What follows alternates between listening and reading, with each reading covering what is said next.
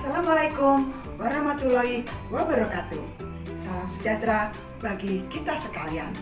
Perkenalkan, nama saya Sri Pandansari dari Kantor Wilayah Kementerian Hukum dan HAM Jawa Tengah. Ada kue di dalam loyang, dimasukkan ke dalam panci. Selamat pagi anakku tersayang, mari kita belajar tentang hakim. Anak-anak didik yang saya banggakan, dalam kesempatan ini saya akan menyampaikan sosialisasi tentang kekayaan intelektual atau lebih ke spesifik tentang hak cipta. Anak-anak, kekayaan intelektual ada banyak ragamnya. Ada hak cipta, merek, desain, industri, paten, desain tata letak sirkuit terpadu, rahasia dagang, indikasi geografis, kekayaan intelektual komunal. Untuk saat ini kita akan belajar tentang hak cipta. Hak cipta diatur dalam Undang-Undang Nomor 28 Tahun 2014 tentang hak cipta. Hak cipta adalah hak eksklusif pencipta yang timbul secara otomatis setelah karya diwujudkan dalam bentuk nyata dan dipublikasikan. Misalnya nih, musik dan lagu, buku dan karya tulis, karya seni rupa, fotografi, drama dan koreografi, dan masih banyak lagi. Ini adalah contoh dari kreasi yang dilindungi oleh hak cipta. Yang dimaksud dengan hak eksklusif yaitu hak moral dan hak ekonomi. Apa itu hak moral? Hak moral adalah untuk dicantumkan namanya saat karya yang dibuat digunakan oleh pihak lain. Hak ini selamanya melekat pada pencipta karya. Hak moral juga merupakan hak untuk melarang orang lain mengubah karyanya, misalnya merubah lirik dan aransemen untuk karya lagu. Ada contoh nih kasus, pasti anak-anak ingat penyanyi Tina Tun. Nah, ingat kan penyanyi Tina Tun yang bergoyang sukanya dengan kepalanya? Dia ini digugat oleh pencipta lagu aslinya ke Pengadilan Niaga Jakarta Pusat. Karena apa? Karena membawakan lagu yang berjudul Bintang dengan mengubah pencipta lagunya.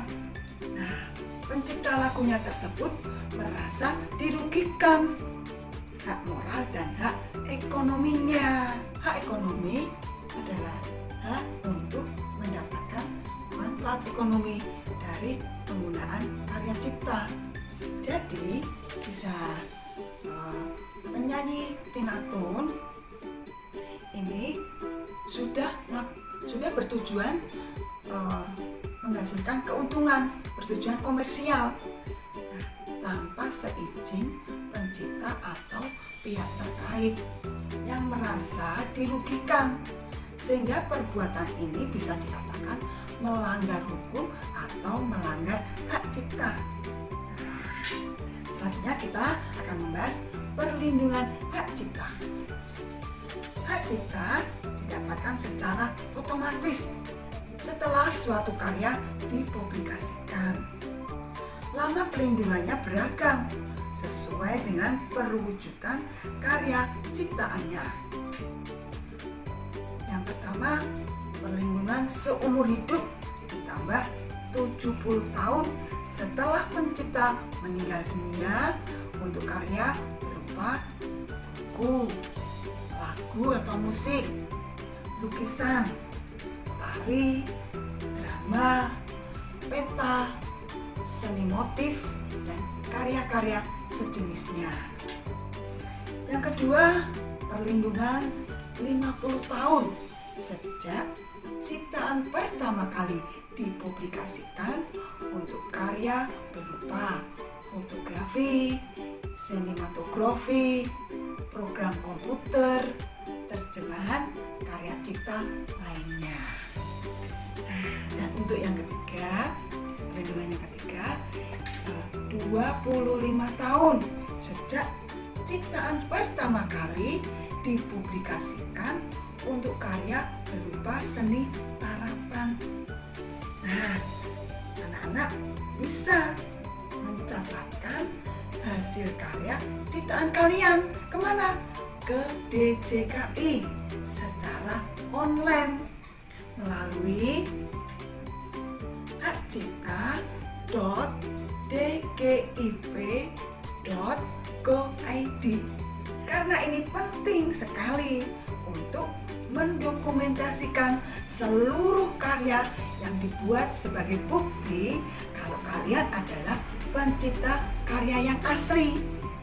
Bisa dengan membuka ke media sosial atau website portofolio karya kalian. Ada pertanyaan nih, boleh nggak saya menggunakan karya orang lain? Jawabnya pasti boleh, tapi tentunya ada syaratnya. Syaratnya ada 2. Yang pertama, harus izin kepada pencipta karya atau pihak yang diberikan wewenang oleh pencipta. Dan yang kedua, buat perjanjian tulis yang isinya menjelaskan hak dan kewajiban masing-masing pihak antara pencipta dan pengguna pencipta. Fungsinya ini sangat penting agar tidak terjadi pelanggaran hak cipta dan menghargai karya penciptanya. Ada contohnya nih, penyanyi Vidi Aldiano. Nah, anak-anak pasti tahu penyanyi Vidi Aldiano. Dia ini menyanyikan lagu ciptaan Kianan Nasution yang berjudul Nuansa Bening. Nah, lagu ini diciptakan oleh Kianan Nasution di era tahun 80. Dinyanyikan kembali oleh Vidi Aldiano sekitar tahun 2000-an. Lagu ini membuat sukses, melambungkan nama Vidi. Nah, karena ini ada izin, maka tidak ada pelanggaran hukum. Nah, itu fungsinya kita harus melakukan izin atau melakukan perjanjian secara tertulis. Sekarang kita akan membahas tentang royalti.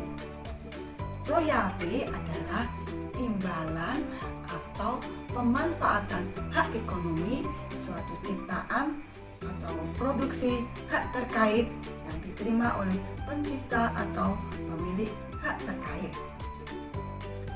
Untuk karya ciptaan berupa musik, ini bisa mendapatkan royalti dari pemutaran lagu di ruang publik, misal dalam pesawat, hotel, restoran, karaoke, televisi, dan lain-lain, dengan cara mendaftarkan diri sebagai anggota dari lembaga manajemen kolektif atau disebut dengan LKM.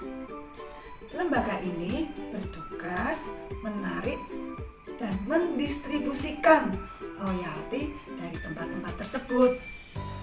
Anak-anak, inilah pentingnya kita mengetahui tentang hak cipta.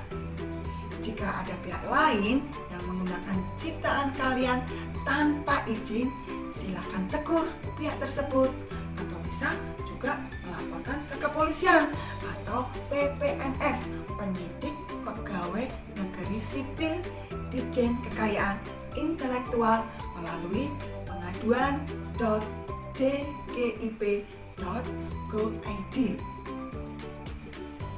Marilah anak-anak, sebagai generasi muda pada zaman era internet saat ini yang sangat mudah kita dapatkan, tetaplah menjaga, menghargai, dan melindungi karya kreasi kita dan karya kreasi orang lain.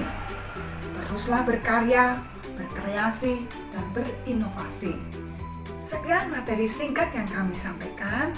Dengan akhir kata, di sana ada warung. Kalau makan, jangan lupa nasi.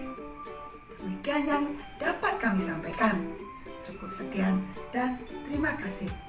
Wassalamualaikum warahmatullahi wabarakatuh. Salam sejahtera bagi kita semua.